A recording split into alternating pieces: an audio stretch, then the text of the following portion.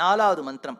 விஸ்வானினோ ஜாதவேதனே, எவன் ஒருவன் துன்பத்தை தொலைக்கக்கூடியவனோ அப்பேற்பட்ட அக்னியே பரமாத்மாவே துர்கஹா அப்படின்னு இந்த இடத்துல எடுக்கிறார். துர்கா துர்காம்னு எடுத்து இப்போ துர்கஹா அப்படின்னு இருக்கு. துர்காணி துரிதானி ஹந்தி இதி துர்கஹா. எவன் ஒருவன் இடையூறுகளாக இருக்கக்கூடிய கஷ்டத்தை போக்குபவனோ அவனுக்கு துர்கஹான்னு பேர். அப்படி உண்டா சார்? துர்கஹான்னா அப்படி உண்டா அப்படின்னா நமக்கு ஸ்ரீ விஷ்ணு சஹஸ்ரநாமத்தில் வரும் கேஷிஹா அப்படின்னு வரும். ஞாபகம் இருக்கா? கேஷிஹா ஹரி காமதேவ காமபால. ஏன்னா நடுவிலேருந்து கேஷிஹான்னுட்டா யாருக்கும் தெரியாது. நீங்க முன்னாடி பின்னாடி ஏதாவது ஸ்லோகமா சொல்லுங்க சார், அப்பதான் நமக்கு அது பாயிண்ட் புரியும். கேஷிஹா, கேஷிங்கிற அசுரனை கொன்னு முடிச்சவன் கேஷிஹா. துர்கங்கிற இடையூரை தள்ளுபவன் துர்கஹா. அவ்வளவுதான். அச்சா, அஸ்மாக்கம் போத்தியவிதா தனூனாம் அஸ்மாக்கம் பூத்வவிதா தனூனாம்னு 2 பாட்டம் உண்டு. கரெக்டுங்கிறார். ஆந்திர பாட்டம் திராவிட பாட்டம்னு உண்டு அனுவாகத்துல, ரெண்டுமே சரி. அதனால எவன் ஒருவன் அத்ரி மாதிரி, அத்ரின்னு ஒரு மகரிஷி இருந்தார், கேள்விப்பட்டிருக்கேளா? யாரெல்லாம் இங்க கிடாம்பி ஃபேமிலியை சேர்ந்தவா? கிடாம்பி யாராவது இருக்கேளா? கிடாம்பி, அந்த அம்பி தெரியும் சார். Who is Kidambi? கிடாம்பிங்கிறது ஒரு குலம். சரி, ஆத்ரேய கோத்திரக்காரா யாராவது இங்க இருக்கேளா? நிறைய பேர் இருப்பா. அதனால இங்க நிறைய பேர் இருக்கா. அந்த அத்ரி வம்சத்துல இருக்கக்கூடிய ஒரு கோத்திரத்துக்கு ஒரு பெருமை உண்டு. ஸ்ரீவத்ச கோத்திரம் யாராவது இருக்கேளா? ஆஹா, ஸ்ரீவத்ச கோத்திரத்துக்கு ஒரு பெருமை சொல்லட்டுமா?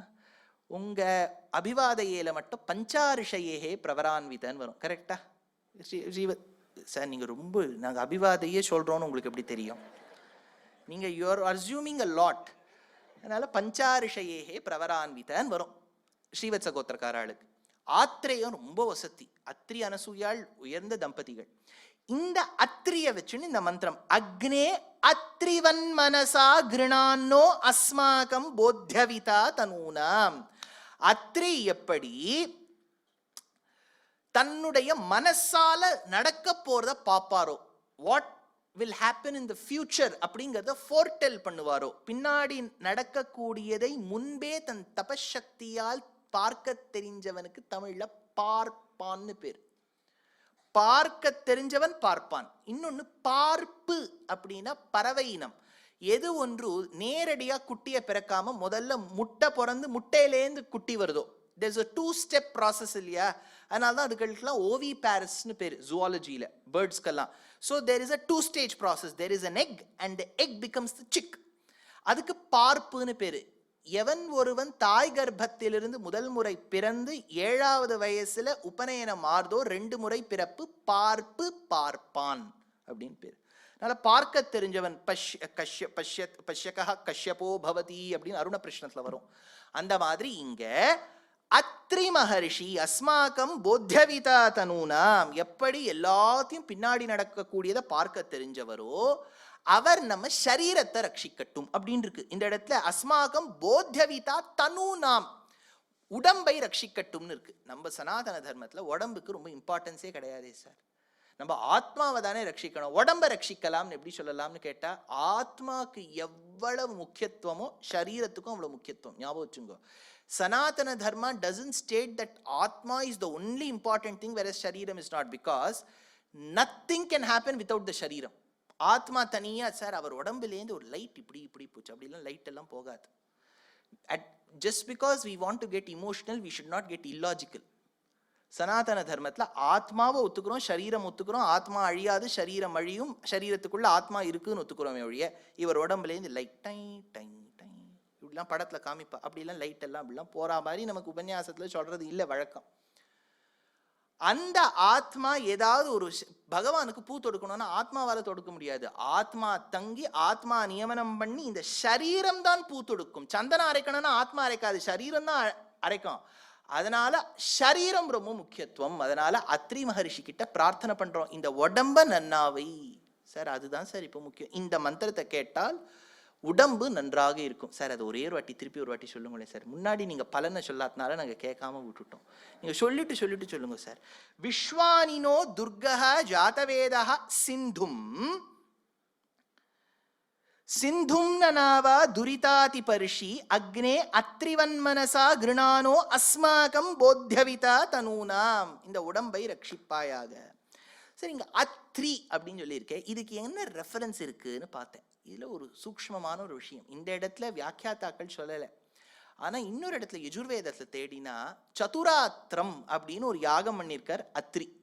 அவருக்கு 4 குழந்தைகள் பிறந்தாளாம். ஹோத்ரு, உத்காத்ரு, அத்வரியு, சச்சிவன். யார் அட்வைஸ் பண்ணுவாளோ கவுன்சிலர், 4 பேர் பிறந்தா. சார் இதெல்லாம் யாரு சார்? ஹோத்ரு, உத்காத்ரு இதெல்லாம் வேதத்துல ஒரு யாகம் பண்ணும்போது சொல்லக்கூடிய. உத்காத்தானா சாமவேதம் பாடக்கூடியவர். உத்காத்தா அப்படின்னா அவர் சாமவேதம் வந்து பாடுவார். நடுவில் ஒருத்தர் வருவார், உபத்ரவம்னு ஒண்ணு பண்ணுவார். உபத்ரவம்ங்கிறது அந்த சாமவேதத்துக்கு அடங்கி 5 லட்சணங்கள்ல ஒண்ணும். அந்த வார்த்தையை தான் நம்ம மருவி மருவி தமிழாக்கி ஐயோ உபத்ரவம் பண்றேன். பாவம், அது சாமவேதத்தை சொல்லக்கூடியவர் அவர். உபத்ரவருக்கும் இதுக்கும் சம்பந்தமே இல்லை பாவம். ஆனா அவரை வச்சு நம்ம சொல்றோம். எப்படி பிரமாதம் சொல்றோமோ, பிரமாதம் ரொம்ப நல்லா இருக்கு சார், பிரமாதமா சொல்றேன். பிரமாதம்னா என்ன? கவனக்குறைவுன்னு அர்த்தம். ஃபர்கெட்ஃபுல்னஸ்க்கு சம்ஸ்கிருதத்துல பிரமாதத்தான்னு பேர். யாராவது உபன்யாசம் முடிச்சுட்டோ நீங்க பிரமாதமா சொல்லியிருக்கீங்கன்னா, ஐயோ நான் எதையுமே மறக்கலையே, எதையுமே மறக்கலையே. இல்லை நீங்க பிரமாதமா சொன்னேன், மறக்கலையே சார். பிரமாதமா சொன்னேன் சார். அவர் சொல்ற பிரமாதம் எக்ஸலென்ட், அதுக்கு ஒரு அர்த்தம் கிடையாது. அதனால எப்படி விபரீதார்த்தமா நம்ம அர்த்தம் சொல்லிகிட்டே வரும் பாருங்க. இப்போ அஸ்மாகம் போத்தியவிதா தனூனாம் யஜுர்வேதத்துல இந்த அத்ரியின் பிள்ளைன்னு இருக்கு இல்லையா, நான் யோசிச்சு பார்த்தேன் யாரா இருக்கும்னு. ஆத்ரேயர், அத்ரியின் பிள்ளை ஆத்ரேயர் இல்லையா, பெருமாள் ஒரு அவதாரம் பண்ணார். தத்தன்னு பேர். அவர் ஆத்ரேயராக இருந்தபடியால் அவருக்கு தத்தாத்ரேயர் அப்படின்னு பேர். அந்த தத்தாத்ரேயர் எப்படி இருந்தார்னா ஒரு சன்னியாசி. நல்லா ஞாபகம் வச்சுங்கோ, தத்தாத்ரேயர் ஒரு சன்னியாசி. நம்ம பெரியவாள்லாம் எப்படி வைஷ்ணவ சம்பிரதாயத்திலேயோ ஸ்மார்த்த சம்பிரதாயத்திலயோ பெரியவாள்லாம் காஷாயம் போட்டு பார்க்குறோமோ, அவர் காஷாயம் தான் போட்டு இருப்பார் தத்தாத்ரேயர். இல்லையே சார், அவர்கிட்ட ஒரு நாய் இருக்கும், ஒரு திரிசூலம் பிடிச்சுட்டு இருப்பார். இது எங்கேன்னு இந்த சித்திரம் வந்ததுன்னே தெரியாது. வள்ளுவர் கொண்டு பண்ணி வச்சிருக்கா பாருங்க. வள்ளுவர் அப்படி சும்மா தாடி மீசையோட வந்து நம்ம பஸ்ல எல்லாம் உட்காந்துட்டு இருப்பார். யார் சார் வள்ளுவரை போய் பார்த்தா 2000 வருஷத்துக்கு முன்னாடி? நம்ம கற்பனை தான். அந்த மாதிரி தத்தாத்ரேயரை பத்தி புராணம் சொல்லும் போது திரிதண்டம் பிடிச்சுட்டு இருப்பான். சொல்றா, கஷயேன கிரஹீத பீதவசன தண்டைஸ்திரிபிர்மண்டித சாமூர்த்திர்முரமர்தனஸ்ய ஜயதி த்ரயந்த சம்ரக்ஷிணி யத் பிரக்யாபித தீர்த்தவர்தித தியாம் அப்யாஸ்ரது யத் குணான் ஆசிந்தோரனிதம் பிரதேசநியத கீர்த்திஹி பிரஜாகர்த்தினஹ அப்படின்னு எடுக்கிறார். அந்த தத்தாத்ரேயர் ஞானத்தை உபதேசம் பண்ணி காணாத சாக்கிய பாஷண்டிகளை விரட்டினார்னு சாஸ்திரம் சொல்றது. காணாத ஆள்னா வைசேஷிகாள், பௌத்தம்னா பௌத்தம் பேசக்கூடியவா.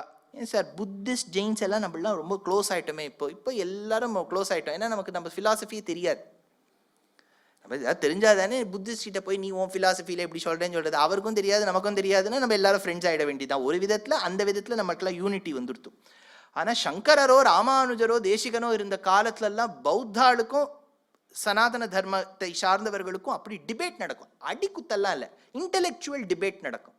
ஞாபகம் வச்சுக்கோ, இதுல வாதம் ஜல்பம் விதண்டம்னு உண்டு கதா. அதாவது இப்போ வாதம் ஜல்பம் விதண்டம்னு 3 ஸ்டைல்ஸ் ஆஃப் டிபேட்டிங் உண்டு. அதுல வந்து ஒரு இப்போ விதண்டம்னு எடுத்துட்டேன்னு வச்சுக்கோ. விதண்டம்னா என்னன்னு சொல்றேன், நீ சொல்றது தப்பு அப்படின்னு சொல்றது விதண்டம். நீ இப்போ வந்து நம்மாத்துல பேசுறதெல்லாம் வச்சுட்டு விதண்டம் அது வச்சுக்காதீங்க. அதுக்குன்னு ஒரு ரூல் இருக்கு, எப்படி பேசணும்னு ஒரு டிபேட்ல ரூல் இருக்கு. இப்போ அவருடைய பட்சத்தை அவர் வைக்கிறார். நான் நீ வச்ச பட்சத்துல இதெல்லாம் தான் தப்பு அப்படிங்கிறத ப்ரூவ் பண்ணணும். ஞாபகம் வச்சுங்க, அவர் சொல்ற பட்சத்தை நான் ப்ரூவ் பண்ணணும். That you are wrong, I have to prove with all பிரமாணம்.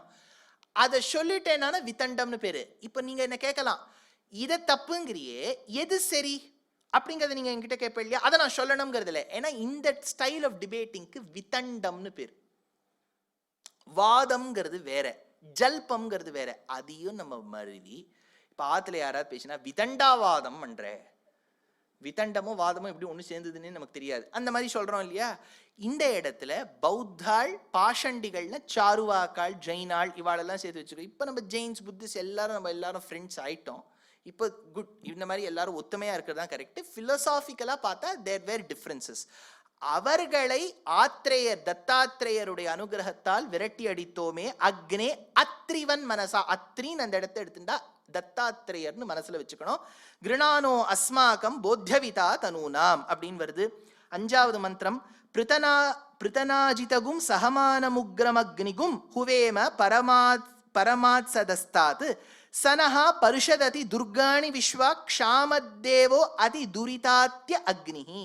அந்த இடத்துல சொல்லும்போது சொல்றார், பரமாத்து சதஸ்தாத்து. பரமாத்து சதஸ்தாத்துனா ஏதோ ஒரு லோகத்திலேருந்து, ஏஷநாராயண ஸ்ரீமான் க்ஷீரார்ணவநிகேதனஹ நாகபரியங்க முத்சிருஜ்ய ஹியாகதோ மதுராம் புரின்னு புராண வச்சனம். எங்கேயோ அம்பஸ்ய பாரே புவனஸ்ய மத்தியே நாகஸ்ய பிருஷ்டேன்னு இருக்கக்கூடிய உலகத்தை விடுத்து, அதனால பரமாத்து சதஸ்தாத்து அக்னிம் ஹுவேம, அக்னியே இறங்கி வருவாயாக அப்படின்னு சொல்லிட்டு, பிரித்தனாஜிதம், அந்த அக்னி நமக்கு என்னெல்லாம் பண்ணணும்னா, பிரித்தனாஜிதம் இருக்கக்கூடிய எதிரிகளின் கோஷ்டியை விரட்டடிக்க வேண்டும். ஏன் இந்த அந்த காலத்தை க்ஷத்ரியால யாகம் பண்ணுவானா, எதிரிகள் கோஷ்டினா புறத்துல இருக்கக்கூடிய எதிரிகளையும் விரட்டடிக்கலாம். கெடுதலுக்கும் சில யாகங்கள் உண்டு. கிருத்தியைன்னு உருவாகும். நீங்க கேள்விப்பட்டிருப்பேள். பவுண்டரக வாசுதேவன் ஒருத்தர் தான், கேள்விப்பட்டிருக்கோ? காஷி தேசத்து ராஜாவா இருந்தான். கிருஷ்ணர் இருந்த காலத்து கிருஷ்ணரை பத்தி தான் எல்லா பேஜ்லயும் கவரேஜ் இருக்கும் நியூஸ் ஆர்டிகல்ஸ்ல. அவனுக்கு ஒரே பொறாம வந்துடுத்து. என்ன பண்ணிட்டான்னா, மரத்துல போய் 2 கையை பண்ணிட்டு பின்னாடி அட்டாச் பண்ணிட்டான். எங்கேயோ போய் ஒரு ஸ்டீல் தட்டை வாங்கி ஒரு ஓட்டையை போட்டு கீழே மோட்டரை ஃபிக்ஸ் பண்ணி இதுதான் சக்கரம் அப்படின்ட்டான். நான் தான் பவுண்டருக்கு, நான் தான் ஒரிஜினல் வாசுதேவன் அப்படின்ட்டான். ஆனா என்ன, இதெல்லாம் சொல்லிட்டு அவன் ஒரு தீவு வாங்கிட்டு போல இதே இடத்துல இருந்துட்டு நான் இப்பேற்பட்டவன் சொல்லிவிட்டான். சொன்ன உடனே அப்போ பெருமாள் அவன் ஊருக்கு போய் அவனோட யுத்தம் பண்ணி அவன் தோத்து போய் இறந்து விடுகின்றான். அதோட நிக்காம அவன் பிள்ளை சுதக்ஷினான்னு தருனான். அவன் ஒரு யாகம் பண்ணி கிருத்தியை உருவாக்குறான். கிருத்தியை உருவாக்கி கிருஷ்ணர்கிட்ட ஏவ விடும்போது சுதர்ஷன ஆழ்வார், சக்கரத்தாழ்வார் அந்த ஊரையும் எரிச்சுட்டார். காஷி ரொம்ப முக்கியமான ஊர். நேத்து தானே அவர் போயிருக்கார். காஷி ஒரு காலத்துல எரிக்கப்பட்டது, ஞாபகம் வச்சுங்கோ. அப்ப அந்த சக்கரம் எரிச்சுடுத்து. அப்புறம் புதுசா காஷி நகரத்தை நிர்மாணம் பண்ணா. நின்னே வன்யேவ காஷி தவசிக்கு ஜட்டிலான்னு சுதர்சன சதகத்துல எடுக்கிறா. அப்புறம் உருவாக்கினா. அதனால இந்த யாகங்கள்லாம் பண்ணும்போது புறத்துல இருக்கக்கூடிய எதிரிகள் துளைய வேண்டும். பிரித்தனாஜிதம். மேல சகமானம். சகமானம்னா என்னன்னு கேட்டார், எவன் ஒருவன் பக்தர்கள் பிழை செய்தால் பொறுத்து ஆட்கொள்வானோ அவனுக்கு சகமானம்னு பேருன்னு எடுக்கிறார். அதனால பக்தர்கள் செய்யக்கூடிய தப்ப பொறுப்பர். அதனால்தான் சீதையானவள் லங்கா பிரவேசம் பண்ணி அவளை கடத்தின் வந்துட்டா. அதனால ஒரு 7 ஸ்லோகங்கள் விபீஷணன் யுத்த காண்டத்துல சொல்லுவான் ராவணன் கிட்ட. ராவணன் என்ன பண்ணிடுறான், அந்த ஹனுமான் வந்தார், ஊர் முழுக்க எரிச்சுட்டு போயிட்டார். ஒரே அங்கே IMFல போய் அவள் பேக்கேஜை கொடுன்னு உட்காந்துட்டு இருக்கான் ராவணன். எனக்கு எப்படியாவது இந்த பூமியை சரிப்படுத்தணும், எல்லாத்தையும் எரிச்சுட்டானேன்னு. அப்போ ஒரு பெரிய கான்ஃபரன்ஸை கூட்டுறான். Why did this happen? அப்போ கும்பகர்ணன் சொல்றான், இது வை டிட் திஸ் ஹேப்பனுங்கிறத நீ முன்னாடியே கூட்டியிருக்கணும். Should I kidnap Sita or not அப்படின்னு ஒரு கான்ஃபரன்ஸை வச்சிருக்கணும். நீ பாட்டுக்கு ஏதோ ஒரு டிசிஷனை எடுத்துட்டு இப்போ we are all bearing the consequences. அப்போ விபீஷணன் எழுந்து 7 ஸ்லோகங்கள் சொல்றான். நீங்க ராமாயணத்துல போய் படிக்கணும். எப்போ இந்த சீதை நம்ம ஊர்ல காலை வச்சாலோ, அண்ணா கேட்டுக்கோ, அன்னியிலேருந்து ஓனாய் கத்துறது, பிறந்த குழந்தை எல்லாம் போறது, இருக்க தனம் தானியம் எல்லாம் தொலைஞ்சு போயிடுது. இவ எப்ப காலை எடுத்து வச்சாலும் சொல்லிவிட்டார். சொல்லி முடிச்ச உடனே ஒத்து வரல. சரணாகதி பண்றதுக்கு பாரத தேசத்துக்கு போனார். நம்ம ராமர்கிட்ட சரணாகதி பண்ணார். இந்த பக்கம் சைன்யத்துல இருந்தார். அப்புறம் அவரை ராஜாவாக்கினா. இதெல்லாம் எடுத்து அப்புறம் பட்டாபிஷேகமான உடனே ரங்கநாதரை விபீஷணனுக்கு ஏழை பண்ணி கொடுத்தா. விபீஷணன் அதை சேஷபீட்டத்து மேல பிரதிஷ்டை பண்ணி அவர் லங்கைக்கு போயிட்டார். பெருமாள் நான் எப்பவுமே லங்கையே பார்த்துட்டு இருப்பேன், தென்திசை இலங்கை நோக்கின்னு ஸ்ரீரங்கத்தில் சயனிச்சார். எல்லாம் ஆனவுடனே ஒரு நாள் தாயார் பெருமாளுக்கு ஸ்ரீரங்கத்தில் கால் அமுக்கிறது நிறுத்திவிட்டாளாம். அப்போ பெருமாள் ஏன் நிறுத்திவிட்டேன்னு கேட்டார். எனக்கு கோபமா இருக்கு. யார் மேலே? உங்க மேலே. ஏன்? நீ விபீஷணனை நோக்கி எதுக்கு படுத்துட்டு இருக்கே? நான் எப்போ லங்கையில கால் எடுத்து வச்சேனோ நான் வச்ச வேலையில இந்த மாதிரிலாம் நடந்து கொடுத்தோன்னு சொன்னான். இல்லம்மா பாவம், அவன் நல்ல எண்ணத்துல தான் சொல்லியிருப்பான். சொல்லியிருக்க மாட்டான். அப்படி சொல்லியிருந்தாலும் நல்ல எண்ணத்துல தான் சொல்லியிருப்பான். எதுக்கு பக்தர்களுக்காக என்கிட்ட இவ்வளவு வாதம் பண்றேள் அப்படின்னு பெருமாளுக்கும் தாயாருக்கும் ஒரு போட்டி நடந்துதான். அது பெரியாழ்வார் சொல்றார். தன்னடியார் திறத்தகத்து தாமரையாள் ஆகிலும் சிதகுரைக்குமேல் என்னடியார் அது செய்தார், செய்தாரேல் நன்று செய்தார் என்பர் போர். என் அடியவர்கள் தப்பு பண்ண மாட்டா. பிவிபி பக்தாஸ் எல்லாருமே குட் பீப்புள். நமக்காக தாயார் பேசுறா. அதனால ஏதாவது பண்ணியிருந்தா கூட நல்லத்துக்காக தான் பண்ணியிருப்பா. சார் 10 மினிட்ஸ் லேட்டா உபன்யாசத்துக்கு வந்துட்டேளே, அதுவும் நல்லத்துக்காக தான் சார். இல்லையா? 10 மினிட்ஸ்க்கு முன்னாடியே இதுக்கு கஷ்டத்தை அனுபவிப்பானே, அதனால கொஞ்சம் தள்ளி வந்தோம். அதனால சகமானம் அப்படின்னு இந்த இடத்துல இருக்கு. உக்ரம். பெருமாள் பொறுத்து கொள்வார் பக்தர்கள் செய்வதை. ராவணன் செய்ததை பொறுத்து கொண்டாரே, இன்று போய் நாளை வான்னு சொன்னார். சிசுபாலன் பண்ணதை 100 முறை அவனுக்கு மன்னிப்பு கொடுத்தார். அதனால அப்பேற்பட்ட பிரித்தனாஜிதகும் சகமான உக்ரமக்னிகும் ஹுவேம பரமாத்ம சதஸ்தாத் சனஹா பரிஷததி துர்காணி விஸ்வா க்ஷாமத்தேவோ அதி துரிதாத்திய அக்னி. அப்பேற்பட்ட க்ஷாமத்துனா என்னென்னர்?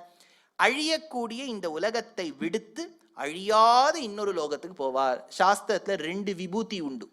ஒன்று நித்திய விபூதி, ஒன்று லீலா விபூதி. லீலா விபூதினா இந்த உலகம். பெருமாள் எல்லா லீலைகளையும் செய்வதற்காக இந்த உலகத்தில் பிறந்து அவதாரம் எடுத்து எல்லா விதமான சேஷ்டிதங்களையும் செய்து விட்டு போறார் இல்லையா? இது ஒரு காலத்துல அழியும், தோன்றும். கம்ப்ளீட்டா அழிஞ்சுடாது. நீங்க உடனே இப்ப நம்ம சனாதன தர்மத்துல அழிவு, destruction, he is the god of destruction, dissolution சொல்லணும். எப்போவுமே பூமி இப்படி சப்பட்டியாய் சீட உடையறா மாதிரி ஆகி திருப்பி எல்லாம் உருவாகாது. சில இடங்கள் அழியும், சில இடங்கள் அழியாது, அவ்வளவுதான். இப்போ தனுஷ்கோட்டியே யோசிச்சு பாருங்களேன். 1950-60 இருந்தவாள்லாம் நமக்கு தெரிஞ்சவாள்லாம் இருந்திருக்கா, அப்புறம் இல்லாம போயிடுது. அந்த மாதிரி சில இடங்கள் தோன்றி தோன்றி அழியும். அந்த மாதிரி இந்த இடத்துல சொல்லும்போது க்ஷாமியத்தை, இந்த உலகமானது தோன்றி அழியும், விண்ணுலகம் பரமபதம் என்னைக்குமே அழியாது. அப்படின்னா இவ்விடத்திலிருந்து ஜீவாத்மாவை கரை ஏற்றுபவன் க்ஷாமியத்து. இன்னொரு அர்த்தம் சொன்னார், பக்தர்கள் செய்யக்கூடியதை க்ஷமா பண்ணக்கூடியவன் க்ஷாமியத்து. அதனால சனஹா பரிஷததி துர்காணி விஸ்வா க்ஷாமத்தேவோ அதி துரிதாத்திய அக்னி வருது. 6வது மந்திரம். இன்னும் 6, இன்னும் 1 7 தான் இருக்கு, சமயத்துல முடிச்சுடலாம். 6வது மந்திரம். பிரத்னோஷி கமீட்யோ அத்வரேஷு சனாச்ச ஹோத்தா நவ்யஸ்ச சத்சி ஸ்வாஞ்சாக்னே தனுவம் பிப்ரியஸ்வா ஸ்மப்யஞ்ச சௌபக மாயஜஸ்வ அப்படின்னு இருக்கு இந்த இடத்துல. இதுக்கு அர்த்தம் எப்படி சொல்றாருன்னா, அத்வரேஷு பிரத்னோஷி கமீட்ய, எவன் ஒருவனை நான் வேள்வி செய்து யாகம் செய்து ஹோமம் செய்து அவரை நமஸ்காரம் பண்றேனோ அப்பேற்பட்ட அக்னியான பரமாத்மாவே.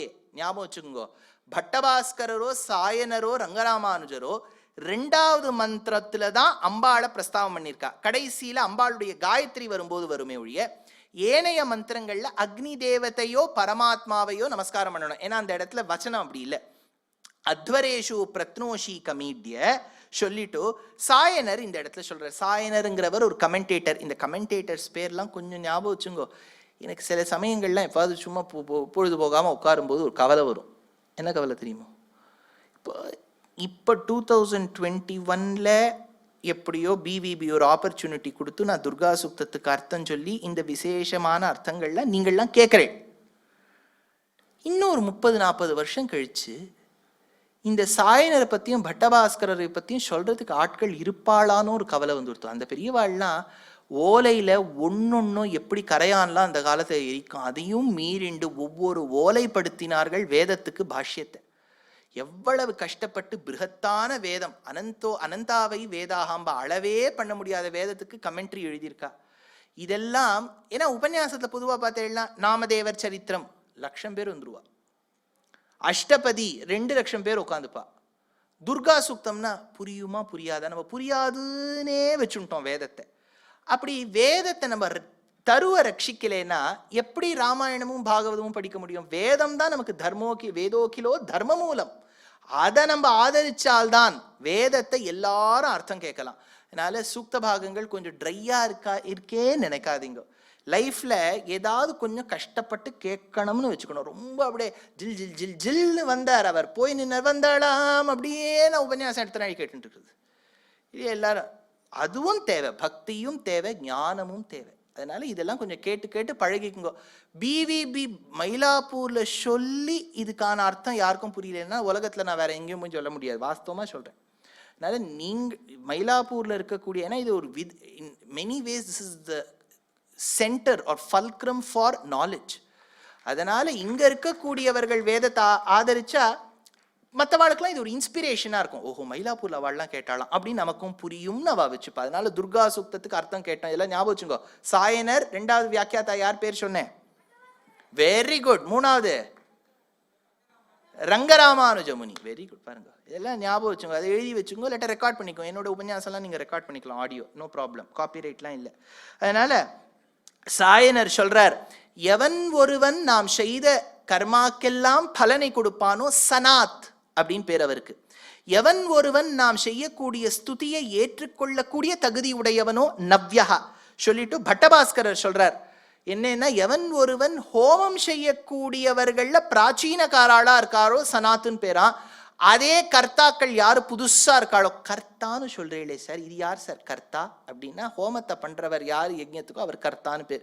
நீங்க இவர் என்ன மதம் இதம் மாறிட்டாரா இவர்னு நினைக்கப்படாது. அதனால கர்த்தானா இந்த இடத்துல யாகம் பண்ணக்கூடியவர்னு வருது, நவ்யன்னு வருது. அதனால சனாத்து, எவன் ஒருவன் சாஸ்வதமாக இருக்கின்றானோ சனாத்து. அதனால சனாத்து நவ்யஹான்னு சொல்லி அப்பேற்பட்டவன் நம்மளை யங்கா வச்சிருக்கணும். ஆன்டி ரிங்கிள் கிரீம்னு ஒன்று கேள்விப்பட்டிருக்கீங்களோ? லோரியல்ல ஒன்று இருக்குது, லாக்மிலையும் ஒன்று போட்டிருக்கா, அதில் வாங்குறாளே தெரியுது. என்னென்ன இதெல்லாம் நீங்கள் இங்கே இப்படி போட்டுன்ட்டு யூ ஹவ் டு ஆல்வேஸ் அப்படி பண்ணிட்டேன்னா சுருக்கமே தெரியாது. ஹேமமாலினி எப்படி இருக்கா பாருங்க இல்லையா? இந்த துர்கா சூக்தத்தோட இந்த மந்திரத்தை கேட்டேன்னா போகிறோம், நீங்கள் ஆன்டி ரிங்கிள் க்ரீம்லாம் வாங்கவே வேண்டாம், எங்கே இருப்பேள். அப்படியே அடுத்த வருஷம் பார்க்கும்போது நீங்கள் அதே மாதிரி இருக்கேளே அப்படின்னு சொல்லலாம். ஏன் சுவாமி நீங்க இவ்வளோ அர்த்தம் சொல்றீங்களே, உங்களுக்கு மட்டும் வயசாயிட்டு வருதே? கேட்டாதான், ஸ்ரவணம் தான் வசதி. ஸ்ரவணம் கீர்த்தனம், முதல்ல ஸ்ரவணம் தான். அதனால கேட்கக்கூடியவாளுக்கு தான் பலன் ஜாஸ்தி. அதனால இதை சொல்றார். அப்பேற்பட்ட ஸ்வாம் தனுவம், எவன் ஒருவன் உலகத்தில் இருக்கக்கூடிய உலகத்தையும் ஜீவாத்மாக்களையும் ஷரீரமாக கொண்டுள்ளானோ, சித்திரம் ரம் ரம்யதேதம் திரிபுவன வபுஷம், திரிபுவனமும் அவருக்கு வபு, அவருக்கு உடம்பு. அதனாலதான் இந்த இடத்துல ஸ்வாம் தனுவம், அப்பேற்பட்டவனுக்கு நான் இந்த ஹவிஸை கொடுக்கிறேனே, அவர் எனக்கு என்ன கொடுக்கணும்னார், சௌபகம் ஆயஜஸ்வ, சௌபாகியத்தை கொடுக்கணும். யோகக்ஷேமம் வகாமியகம் அப்படின்னு இருக்கும். எந்த இடத்துல யோகக்ஷேமம் வகாமியம், நான் உங்களுக்கு க்ளூலாம் வேற கொடுக்குறேன் இல்ல, அது கரெக்டு. இந்த யோகக்ஷேமம் வகாமியகம்னு க்ளூ வேற இப்படி கொடுக்குறேன், எல்ஐசியில் இருக்கும். யோகக்ஷேமம் வகாமியகம்னு எழுதியிருப்பா. அது யோகம்னா என்ன சார், க்ஷேமம்னா என்ன? யோகம் வகாமியகம், க்ஷேமம் வகாமியம், யோகக்ஷேமம். நீங்க ஏதோ சொல்ல வந்தேன், சொல்லுங்க. சரி சொல்லிடுறேன், டைம் ஆயிட்டு இருக்கு. என்னன்னா, கிடைக்காதது கிடைச்சு கொடுத்தா யோகம். துர்கா சூக்தத்துக்கு எவ்வளவு பேர் அர்த்தம் சொல்லி கேட்டிருக்கேன்? கேட்டதில்லை. அப்படின்னா கிடைக்காதது கிடைச்சு கொடுத்து யோகம். ஆனா கிடைச்சது மனசுல தங்கினா க்ஷேமம். புரிஞ்சுட்டா சார்? யோகம் வந்துடுத்து, இப்போ க்ஷேமத்துக்கு என்ன பண்ணலாம்? இதெல்லாம் நாங்கள் தான் ரெக்கார்ட் பண்ணுறோமே, எவ்வளோ தடவை வேணாலும் போய் யூடியூப்ல அப்புறம் கேட்டுட்டே இருங்க. பவன்ஸ்லேயும் வந்து லைவாக இருக்குது, 2-3 தடவை கேட்டேன்னா ஞாபகம் வந்துடும். கஷ்டமே கிடையாது எதுவுமே. யோ எனக்கு எல்லாம் மறந்து போகிறது, இந்த மறந்து போகிறதுங்கிறத மறக்காம சொல்கிறா. எந்த உபன்யாசத்துக்கு எல்லாம் மறந்து போகிறது சார், அதை கரெக்டாக சொல்லிவிடுவா. இது கேட்டதே கேட்போமே, ஞாபகம் இருக்கும். அதனால யோகக்ஷேமம் வகாமியகம். அதனால அப்பேற்பட்ட ஸ்வாம் தனுவம் சௌபகம் ஆயஜஸ்வ, சௌபகம் ஆயஜஸ்வ, நல்லதே உண்டாகும், நல்லதே நடக்கும். நம்ம வந்து பாவிகளே அப்படின்லாம் நம்ம கூப்பிடுறது இல்லை. பாவிகளையும் கூப்பிட்டா யார் வருவா? எப்பேற்பட்டவர்களாக இருந்தாலும் நம்ம அபராதத்தை பெருமாள் க்ஷமிப்பர், மன்னிப்பருங்கிறது தான் நம்ம சனாதன தர்மம். இன்னொரு மதத்தையோ இன்னொருத்தருடைய நம்பிக்கையோ விமர்சனம் பண்றதுக்கு அடியனுக்கு தகுதியும் இல்லை, இதுவும் இல்லை. சனாதன தர்மத்தோட பெருமையை சொல்றேன். நம் பாவிகளேன்னு ஏன் கூப்பிடுறது இல்லை? பாவி, நம்ம பாவம் பண்ணியிருக்கோங்கிறது நமக்கு தெரியாத விஷயமே இல்லை, தெரிஞ்சிருக்கு. ஆனா அதை மன்னிக்கிற சாமர்த்தியம் பெருமாள் கிட்ட இருக்குங்கிற நம்பிக்கையில தான் நானும் சொல்லிட்டு இருக்கேன், நீங்களும் கேட்டு இருக்கேன். சௌபகம் ஆயஜஸ்வ, அப்பேற்பட்ட பரமாத்மாவாக இருக்கக்கூடிய அக்னி நம்மை ரட்சிப்பார். எதை கொண்டு ரட்சிப்பார்? இடையூறான துர்காவை தள்ளிட்டு ரட்சிப்பார். அம்பாளை பத்தி எங்க வருது? 2வது மந்திரத்துல வருதா? அவள் துர்கையாக இருந்து கோட்டையாக இருந்து நம்மளை காப்பாத்துவோன்னு. லக்ஷ்மி அஷ்டோத்திரம் சொல்றவா பல பேர் இங்க இருப்பேள். பிரகிருதிம் விகிருதிம் வித்யாம், அதுல கடைசியா வரதும் நவ துர்கா மகாகாளிம் பிரம்ம விஷ்ணு சிவாத்மிகாம் அப்படின்னு வருதா. நவ துர்கான்னா என்ன?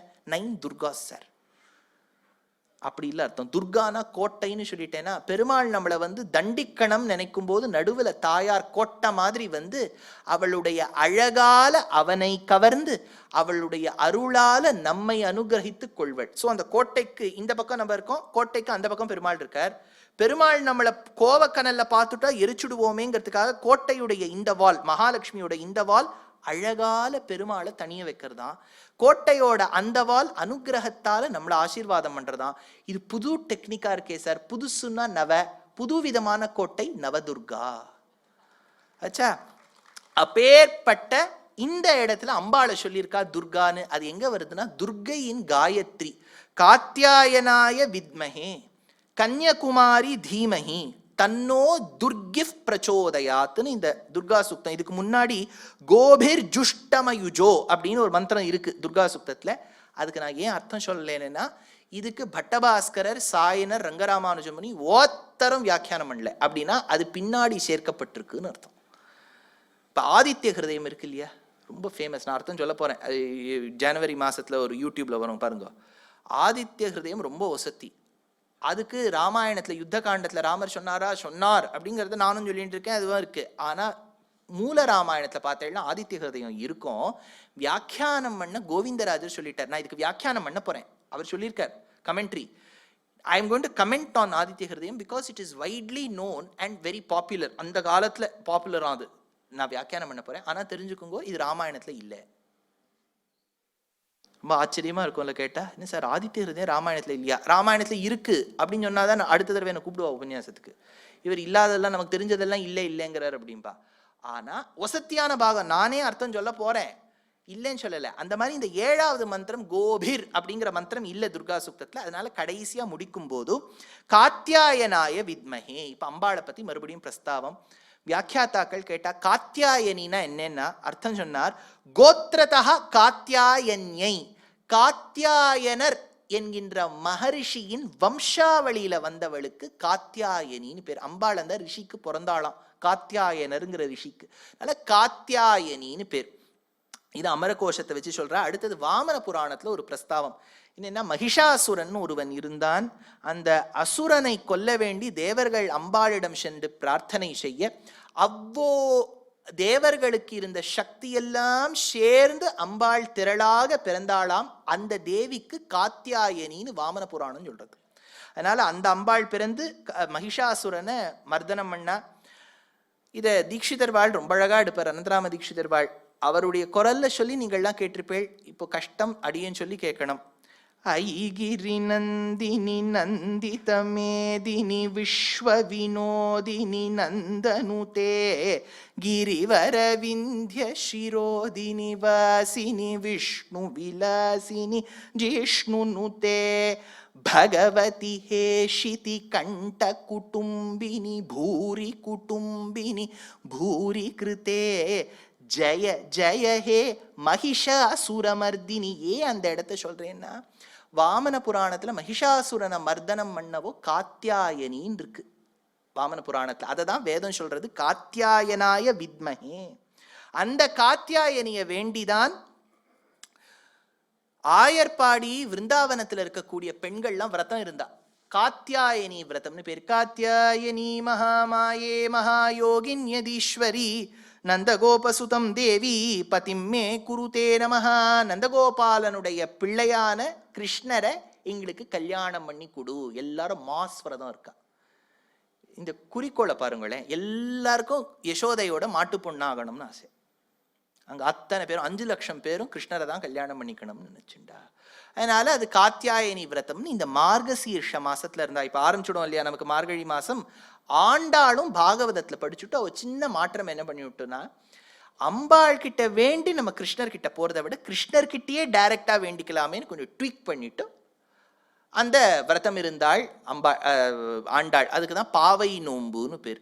அதனால அப்பேற்பட்ட காத்தியாயனி மேல சொல்லிட்டு, அந்த காத்தியாயனி எங்க வரான்னார். ரொம்ப அழகா பாடுறவாள்லாம் இனிமே பாட போறா, முன்னாடி பாடியிருப்பா. நான் ஏதோ சுமாரா 2 வரி பாடிடுறேன். தீட்சிதர் ஸ்ரீவித்யா உபாசகர். சர்வஷ பரிபூரக சக்ர சுவாமினீம் பரம சிவகாமினீம் दूर्वासार्चित गुप्तयोगिनीं दुःखध्वंसिनीं हंसिनीं निर्वाण निज सुख प्रदायिनीं नित्य कल्याणीं காத்தியாயனீம். அந்த இடத்துல தீட்சிதர் காத்தியாயனியை எடுக்கிறார். ஸ்ரீசக்கரத்தில் எடுக்கும்போது. சரி, விஷயத்துக்கு வரேன். இப்ப காத்தியாயனாய வித்மஹேன் வருதா. அப்பேற்பட்ட காத்தியாயன மகர்ஷியின் கோத்திரத்தில் வந்த காத்தியாயனியே உனக்கு நான் இந்த காயத்ரியை சொல்கின்றேன். காயத்ரி என்ன சார் காயத்ரின்னு டக்குன்னு அப்படின்னா, காயத்ரிங்கிறது பொதுவான மீட்டர், இது இட்ஸ் அ சந்தஸ். நமக்கு தெரிஞ்ச காயத்ரி எப்படி ஆரம்பிக்கும்? எப்படி ஆரம்பிக்கும்? சார் அதெல்லாம் வெளியில சொல்லக்கூடாது சார், நீங்க என்ன சார் இப்படி டக்குன்னு கேட்டு, சும்மா நீங்க முழுக்க சொல்ல வேண்டாம், எப்படி ஆரம்பிக்கும் சொல்லுங்களேன். பூர்புவ, அதானே ஞாபகம் வச்சுங்கோ. காயத்ரி அந்த இடத்துலேருந்து ஆரம்பிக்காது, தத் சத்ல தான் ஆரம்பிக்கும். அங்கேருந்து தான் காயத்ரி மீட்டர். அந்த மீட்டர்ல 24 அக்ஷரம் தான் இருக்கணும். நீங்க பூர்புவ அப்படின்னு எடுத்துட்டேன்னா 24 விட ஜாஸ்தியா போயிடும். அது சூரிய காயத்ரி. என்ன பாடுறாளே சார், ஓ சூரியனுக்கு உரிய காயத்ரி மந்திரம் தான் நம்ம சொல்றோம். இது துர்காவின் காயத்ரி. அப்படி விஷ்ணு காயத்ரி, அப்படி ஒவ்வொரு தேவதைக்கும் ஒரு காயத்ரி உண்டு. இந்த அம்பாளுடைய காயத்ரி தான் இது. காத்யாயனாய வித்மஹே. இந்த காயத்ரி மந்திரம் இருக்கு இல்லையா, பொதுவாக நம்ம சொல்லக்கூடிய சூரிய காயத்ரி, அதுக்கும் அர்த்தம் புருஷ சுக்தம் சொல்லும்போது சொல்லுவேன். நீங்கள் 16ஆம் தேதி 16, 17, 18, 19, 20 இந்த மாதம் டிசம்பர் 6 மணிக்கு ரசிகரஞ்சனி சபால புருஷ சுக்தத்துக்கு உண்டான அர்த்தம் ரொம்ப டீட்டெயிலாக சொல்ல போகிறேன். 5 வியாக்கியாத்தாக்கள், உவட்டாச்சாரியர், மஹீதராச்சாரியர், பட்டபாஸ்கரர், சாயனாச்சாரியால், ரங்கராமானுஜமுனி, 5 வியாக்கியானங்கள்லேருந்து சொல்ல போகிறேன். அதில் தான் ரொம்ப கான்ட்ரவர்ஷியலாக ஒன்று வரும். இது அப்படியே வந்துடுத்துன்னா எங்கள் பாண்டே வந்துருவார். பிராமணோஸ்ய முகமாசீத் பாகூராஜன்ய கிருதஹாங்கிற அதுதான் பெரிய கான்ட்ரவர்சி. அதுவும் பார்க்கலாம், டீல் பண்ணிக்கலாம் அங்கே வரும்போது. ஸ்ரீ சுக்தத்துக்கு உண்டான அர்த்தத்தை சாஸ்திராவில் சொல்ல போகிறேன். பூசுக்தம் நீளா சுக்தம் ஆர்கே கன்வென்ஷன் சென்டரில் கார்த்தால சொல்ல போகிறேன் 7 மணி. 19, 20 பூசுக்தம் நீளா சுக்தத்துக்கு உண்டான அர்த்தம் இப்போ முடிக்கிறேன். இப்போ என்னன்னா, காத்யாயனாய வித்மஹே கன்யகுமாரி தீமஹின்னு வருதா. கன்யகுமாரினா என்ன? வர்ஜின் சார், கன்யகுமாரி அதுதானே சார். அப்படின்னா இந்த இடத்துல எடுக்கிறார். கன தீப்தாவிதி தாத்து தீப்திமத்தியை இதிவா. எவள் ஒருவள் ஜாஜ்வல்யமாக கொழுந்து விட்டு எரியக்கூடிய அக்னியை போல் பிரகாசிப்பவளோ அவளுக்கு கன்ய அப்படிங்கிற ஒரு வார்த்தையில சொல்றா. குமாரினா என்னென்ன? குகுத்சித அனிஷ்டமாயதி அப்படின்னு அர்த்தம். எவள் ஒருவள் கெடுதலை போக்குபவளோ. குமாரினா நம்ம சொல்லக்கூடியது சின்ன வயசு அப்படிங்கிற அர்த்தம் இல்லை. பொதுவான அர்த்தம் கன்னியகுமாரினா ஷைனிங் வர்ஜின் அப்படின்னு இந்த இங்கிலீஷ் பிரிட்டிஷர்ஸ்லாம் போடுவா, ஷைனிங் வர்ஜின் அப்படின்னு போட்டுருவா. அப்படி இல்லை அர்த்தம். எவள் ஒருவள் துக்கத்தை போக்கடிப்பவளோ. That is the reason why when people who are not native to the language and the culture take up the humongous task of translating Vedas, comes the problem. நம்ம பெரியவாளுக்குலாம் அந்த காலத்து சம்ஸ்கிருதத்தை தெரியும். So there was never a need to translate. When there was a need to translate, why did that need arise? Because when somebody brings an easier language, சம்ஸ்கிருதத்தையோ தமிழையோ compare பண்ணால் English is very easy. ஞாபகம் வச்சுங்க, 26 அக்ஷரம் தான் இல்லையா. ஷெட்யூல்னு சொல்லலாம், ஸ்கெட்யூல்னு சொல்லலாம், ஸ்கெட்யூல்னு சொல்லலாம், எப்படி சொன்னாலும் கரெக்டாக இருக்குது. சலூன்னு சொல்லலாம், சேலோன்னு சொல்லலாம், ரூட்டுன்னு சொல்லலாம், ரவுட்டுன்னு சொல்லலாம். இவ்வளோ ஒரு ஈஸியாக ஒரு மொழி இருக்குது பாருங்க. அதனால நம்ம ஈஸியாக அடாப்ட் பண்ணிட்டோம். இதே சம்ஸ்கிருதத்தில் 4500 பாணினியோட சூத்திரங்கள் இருக்குது, கிராமர். அதனால நமக்கு கொஞ்சம் தகராறு வந்துடும். அதனால ஈஸியாக அடாப்ட் பண்ணிட்டோம். அடாப்ட் பண்ண உடனே என்ன ஆயிடுது, நமக்கு தெரிஞ்ச வேதம் தெரியாமல் போயிடுது. அப்போ அவர் சாமர்த்தியமாக என்ன பண்ணிட்டார், நான் உனக்கு கற்றுக் கொடுத்த இங்கிலீஷில் நீ கற்றுண்ட வேதத்தை டிரான்ஸ்லேட் பண்ணிடுறேன்ட்டார். எப்படி இருக்கு பாருங்க. அவர் ஷைனிங் வர்ஜின்னு போட்டதுனால இது என்ன ஷைனிங் வர்ஜின்னு சொல்றது? அப்படின்னா வர்ஜினா இருந்தால் தான் ஷைன் பண்ண முடியுமாலாம் ஒருத்தர் கேட்குறார். இந்த இடத்த kumari has nothing to do with virginity. எவள் ஒருவள் நம்ம கஷ்டங்களை போக்கடிப்பவளோ துக்கத்தை போக்கடிப்பவளோ அவளுக்கு குமாரின்னு அர்த்தம் சொல்லியிருக்கா. வர்ஜினிட்டியை பற்றி இங்கே கொஸ்டினே கிடையாது. கன்யகுமாரி தீமஹி, அப்பேற்பட்ட அம்பாள் தன்னோ துர்கிஃப் பிரச்சோதயாத், நம்மை ரட்சிக்கட்டும். பௌமவாரம் அஸ்வினி நட்சத்திரம் பௌமாஸ்வினியான இன்று துர்கா சூக்தத்தை கேட்டவா 6 மந்திரங்கள், 7வது காயத்ரி ரூபத்தில் இருந்த ஒரு மந்திரம், இது அத்தனையும் கேட்டிருக்கேள். பாரதிய வித்யாபவன் இவ்வளோ பெரிய மேடையை வேதம் சொல்றதுக்காக கொடுத்துருக்கா பாருங்க இல்லையா. அது எவ்வளோ பெரிய விஷயம். ராமாயணம் சொல்றது அது ஈஸியாக எல்லாரும் கொடுத்துருவா. ராமாயணம் நவாகம்னா ஒரு திரளே வந்துடும், பாகவத சப்தாகம்னா ஊரே வந்துடும், நாராயணின்னே உலகே வந்து உட்காந்துரும். நாராயணியும் பாகவத ராமாயணம் நானும் சொல்லி கேட்டிருக்கேள், நீங்களும் பலமுறை பல பெரியவாள்லாம் சொல்லி கேட்டிருக்கேள். ஆனால் வேதத்துக்கு அர்த்தம் சொன்னால்தான் நம்ம காஞ்சி மகா பெரியவாளுக்கு என்ன கொடுக்க முடியும். இது கோல்டில் ஒரு க்ரௌன் பண்ணி போடலாம் சார். அவருக்கு இதெல்லாம் தேவையா? அவர் இதெல்லாம் ஆசைப்பட மாட்டார். வேதத்தை சம்ரக்ஷணம் பண்ணால் அதுதான் பெரியவாளுக்கு நம்ம காட்டக்கூடிய ஒரு பிரத்யுபகாரமே ஒழிய உட்காந்து கோல்டில் பெரிய கோல்டில் ஒரு ஷால் போடுறேன் sir, he won't even treat that well. He'll treat that like a piece of dust For him, that did not matter. It was only protection of Vedas. வேதத்தை ரட்சிக்கணும்னா ஒன்று கற்றுக்கணும், ஒரு ஆச்சாரியன்கிட்ட போய் அர்த்தத்தையும் தெரிஞ்சுக்கணும். அதனால இந்த துர்கா சூக்தத்துக்கு உண்டான அர்த்தத்தை கேட்டேள். கவிதார்க்கிக சிம்ஹாய கல்யாண குணசாலினே ஸ்ரீமதே வெங்கடேஷாய வேதாந்த குரவே நமஹ.